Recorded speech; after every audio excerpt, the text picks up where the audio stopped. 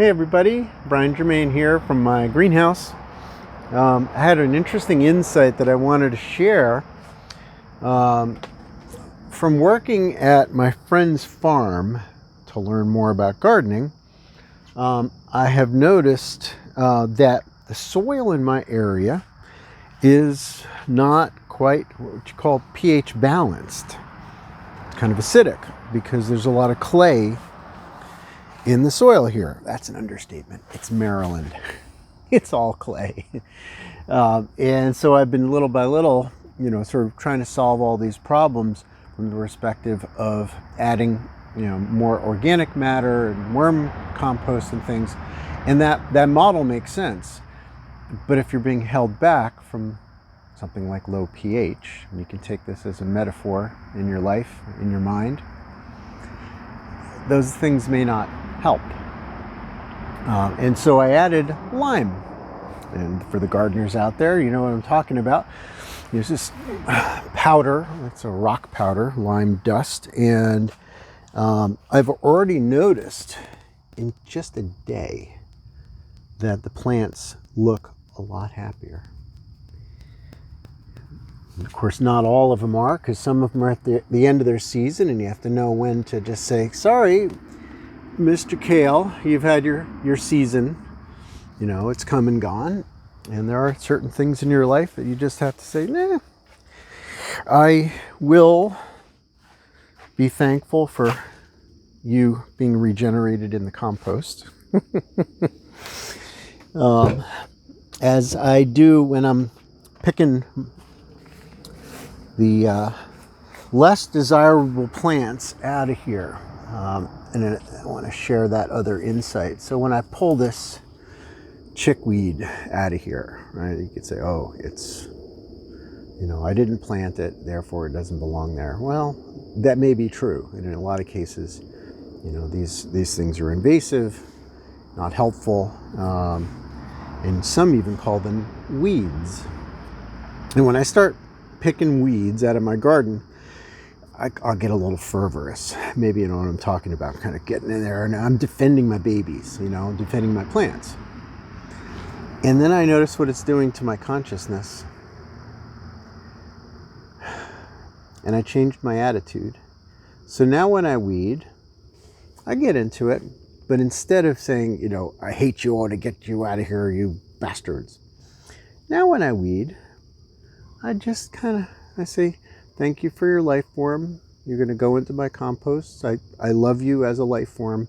I just not going to have you in my garden, and I'm going to recycle you into something else.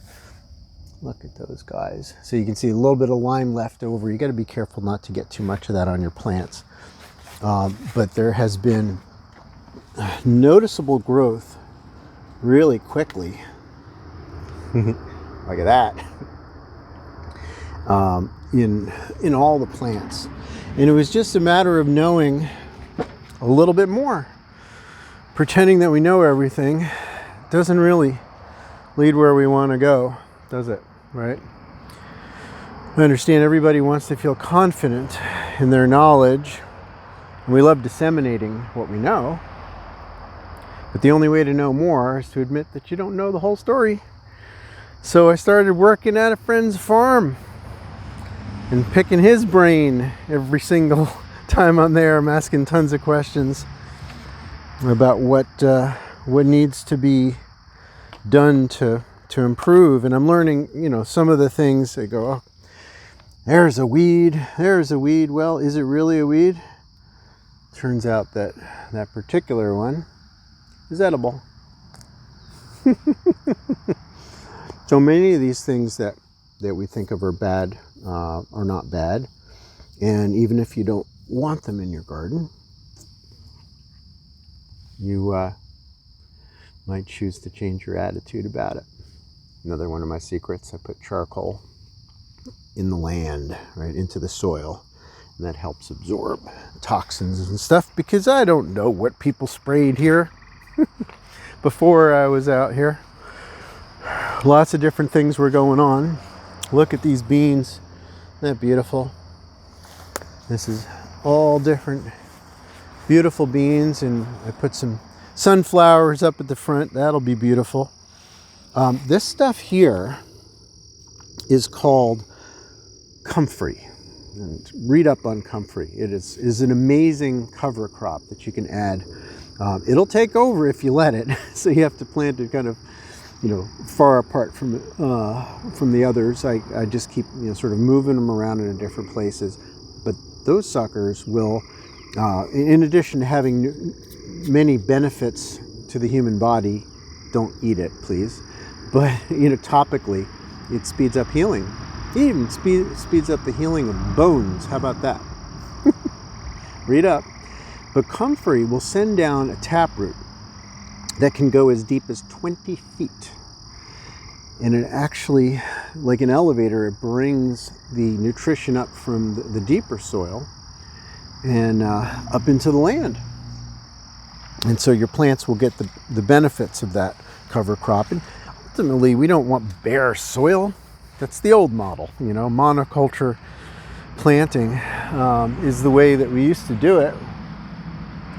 And now we know better. Nature doesn't do it that way, right? Nature's not monoculture, and neither are we as a people. I think all the nations have become a melting pot, and that's a beautiful thing. And what a nice metaphor to realize in our gardening, that the human race gets its true beauty from our diversity.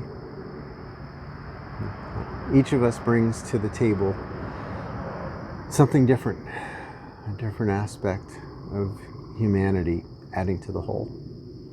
It all has value one way or another, and sometimes you do have to pick and choose what's there so that everything works in balance. But don't do that with anger in your heart. Weed your garden with love.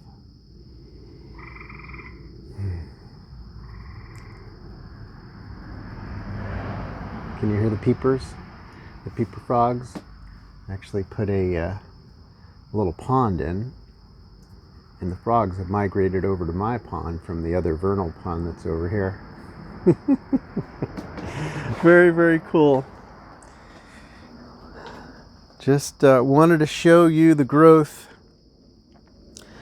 and hopefully inspire you to start planting food. You'll be glad you did.